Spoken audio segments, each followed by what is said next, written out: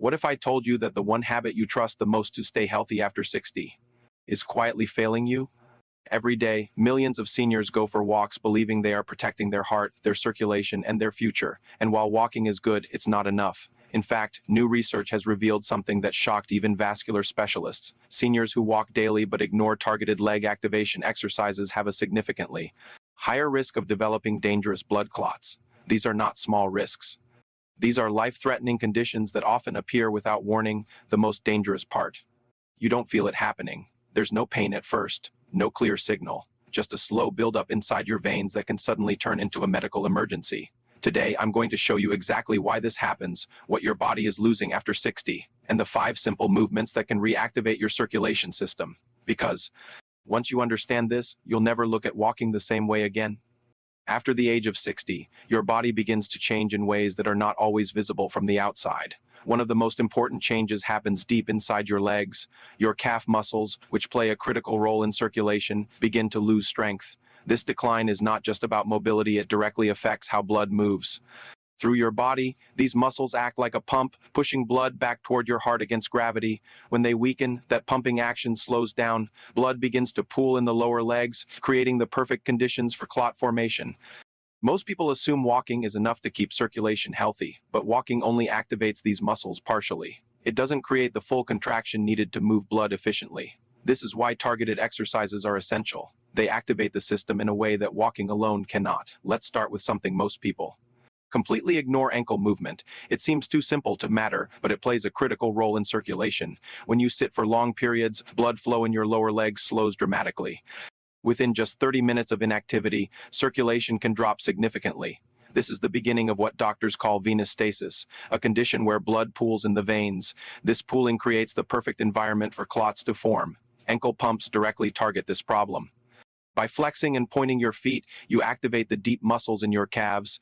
These muscles squeeze the veins, pushing blood upward. It's a mechanical process, not just movement. The key is control. Slow, deliberate movements with a brief hold at each end create the strongest effect. This is why this simple exercise is often the first step in preventing circulation issues. Now, while ankle pumps are effective for the lower leg, they don't address what's happening higher up. This is where most people make a critical mistake. They assume that circulation problems are limited to the calves, but in reality, the upper leg is just as important. The femoral vein, one of the largest veins in your body, runs through your thigh. When blood flow slows here, the risk becomes even more serious because clots in this area are more likely to travel to the lungs. This is why seated leg marches are so important. They activate the large muscles in your thighs, creating pressure that pushes blood through deeper pathways. The movement may look simple, but its effect is powerful. By lifting your knees and controlling the motion, you create sustained muscle engagement. This not only improves circulation but also strengthens the muscles responsible for stability and movement. As you begin to activate both the lower and upper pathways, there is still a critical point where these systems meet. If this junction is not addressed, circulation remains incomplete. This is where standing calf raises come into play. Unlike walking, which provides brief and incomplete contractions, calf raises create a full, sustained squeeze of the muscles. When you rise onto your toes and hold that position, you force the veins in your calves to empty more completely. This process is known as venous ejection. It is one of the most effective ways to improve circulation. The hold at the top is what makes the difference. Without it, the movement loses much of its effectiveness. This is why slow, controlled repetitions are essential. The importance of the hold cannot be overstated. When you maintain that position at the top of a calf raise, you are creating maximum pressure inside the veins. This pressure pushes blood upward with greater force, reducing pooling and improving overall circulation. Over time, this repeated action strengthens the system, making it more efficient. This is why medical professionals often recommend this exercise during recovery from surgery. It provides a level of circulation support that walking alone cannot achieve.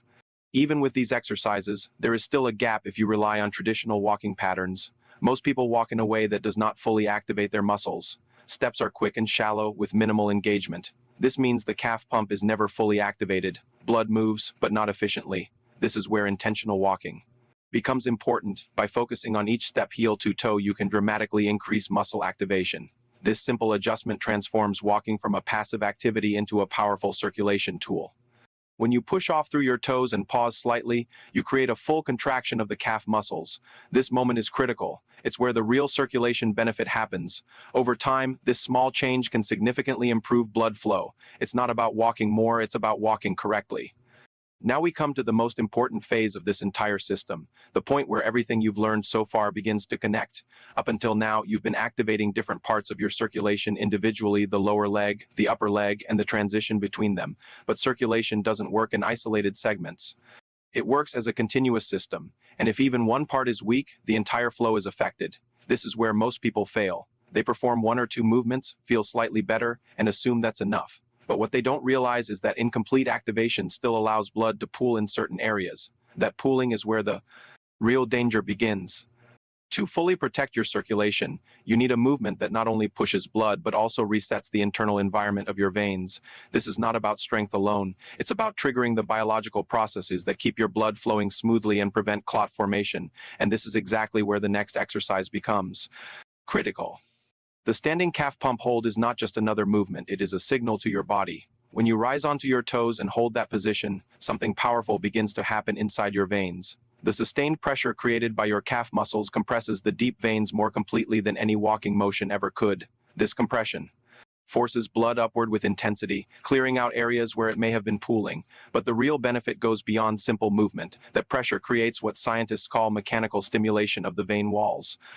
Your body senses this and responds by activating protective mechanisms that improve circulation and reduce clot risk. This is why this movement is often used in clinical settings. It's not just exercise, it's therapy, and the difference between doing it casually and doing it correctly lies in one key factor: the hold. Without that hold, the effect is minimal. With it, the impact becomes significant.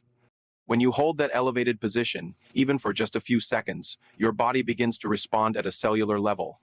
The lining of your blood vessels, known as the endothelium, plays a critical role in maintaining healthy circulation. Under normal conditions, these cells help regulate blood flow and prevent clot formation. But as we age, their activity can decline. This is one of the reasons circulation becomes less efficient after 60. The standing calf pump hold reactivates these cells through mechanical stress. That stress triggers the release of natural substances that help keep your blood from thickening and sticking. This is your body's built-in defense system. It's something you already have, but it needs to be activated. Without this activation, the system becomes less effective over time. That's why this movement is so important. It doesn't just move blood, it restores function at a deeper level.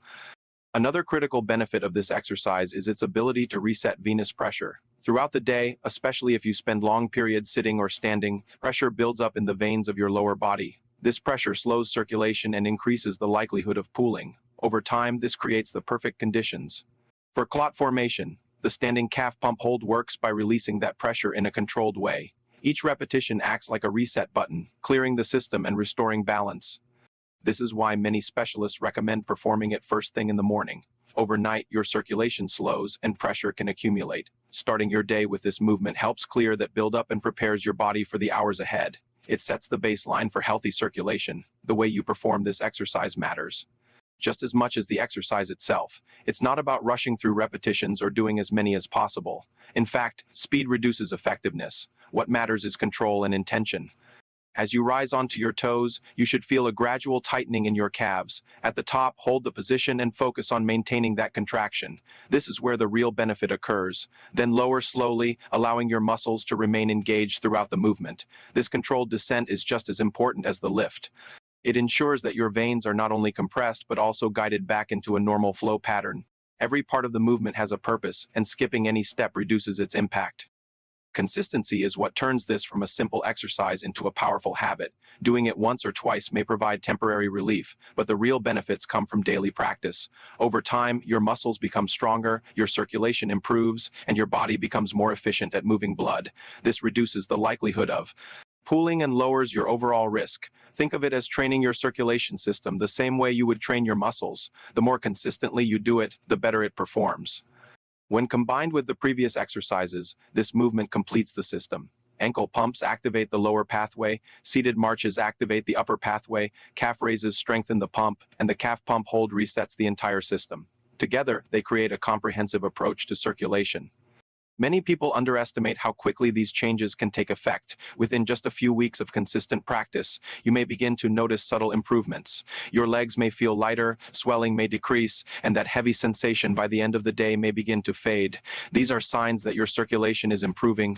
Over time, these small improvements add up to something much bigger.